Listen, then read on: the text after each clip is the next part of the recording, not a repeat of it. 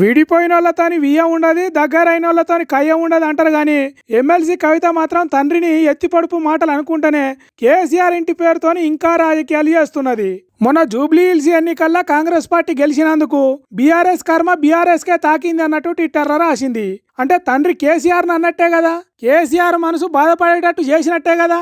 రేపు కేసీఆర్ పెట్టిన పార్టీతోని ఫైటింగ్ చేయబోతున్నా అనే ఆలోచనతోని ఉన్నట్టే కదా. 10 ఏళ్ల పాలన బాగలేదు అంటే కేసీఆర్ నాయకత్వాన్ని, తాను చేసిన పనులను, పెట్టిన పథకాలను మంచిగా లేవు అన్నట్టే కదా.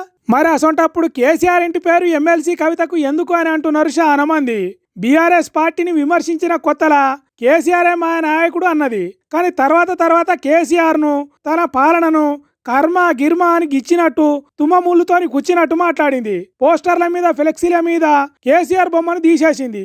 అంతేకాదు కేసీఆర్ లేకుండానే జాగృతి కార్యక్రమాలు చేస్తా అని చెప్పింది, ఇప్పుడు చేస్తున్నది. మరి అసొంటప్పుడు కల్వకుంట్ల కవిత అనే పేరు ఎందుకు కవితకు? దేవునపల్లి కవిత అని తన భర్త ఇంటి పేరు పెట్టుకోవచ్చు కదా. పిల్ల సుట్టమే గాని తల్లి దయ్యం అన్నట్టు ఎందుకు ఉండాలి?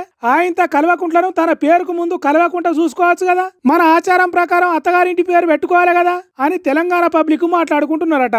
ఎమ్మెల్సీ కవిత కూడా అదే ఆలోచన చేస్తున్నట్టున్నది. తెంచుకుంటే మొత్తమే తెగదెంపులు చేసుకోవాలి అనే సోచాయిస్తున్నట్టున్నది అని అంటున్నారు కవిత గురించి తెలిసిన వాళ్ళు. మరి చూడాలే కల్వకుంట్ల అనే పేరు ఎప్పుడు తీసేసి దేవునిపల్లి అని రాసుకుంటుందో. పట్నంలో ఉండేటోళ్లకు ఇల్లే కైలాసం, వాకిలే వైకుంఠం అన్నట్టు ఉంటారు. అసొంటి ఇల్లు ఇగో ఎట్లా పర్యాలు బట్టి పడిపోయేతానికి పట్టు లేనట్టున్నదో చూడుండ్రి. ఇప్పుడు కొద్దిసేపు అయినాకన అన్నట్టు రన్నింగ్ రేసుల విజిల్ ఊదితే ఉరికతానికి రెడీగా ఉన్నట్టే సిద్ధంగా ఉన్నది. హైదరాబాద్ లో ఉన్న గోషామాల్ ఏరియాల 5 అంతరాల మెడలు ఇరిగిన కోడి తీరుగా కూరుపాట్లు పడుతున్నది.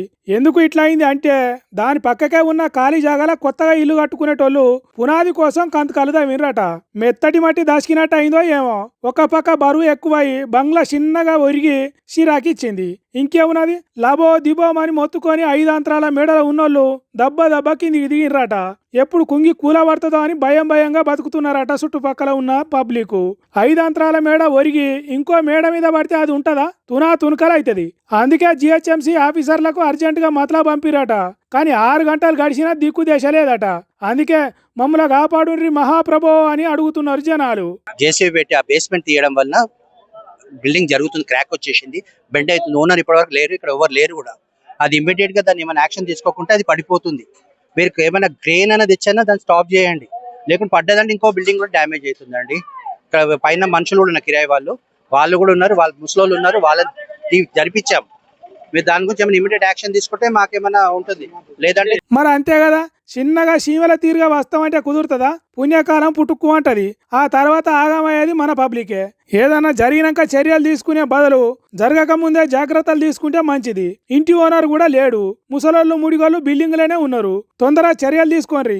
ఏ అర్ధరాత్రి అందరు వండుకున్నాక బంగ్లా కూలితే భారీ నష్టం జరుగుతుంది. జర మేలుకోండి మహాప్రభు అని బతిలాడుతున్నారు. మరి ఎటువంటి చర్యలు తీసుకుంటారో, అసలు తీసుకోరో, ప్రమాదం జరిగేదాకా పట్టించుకో అన్నట్టే చేస్తారో ఏం తెలుస్తలేదని బాధపడుతున్నారు అక్కడి జనాలు. ఈ జిహెచ్ఎంసీ ఆఫీసర్లకు ఎందుకు షవు మీద పేరు వాడతలేదో ఏమో పోని.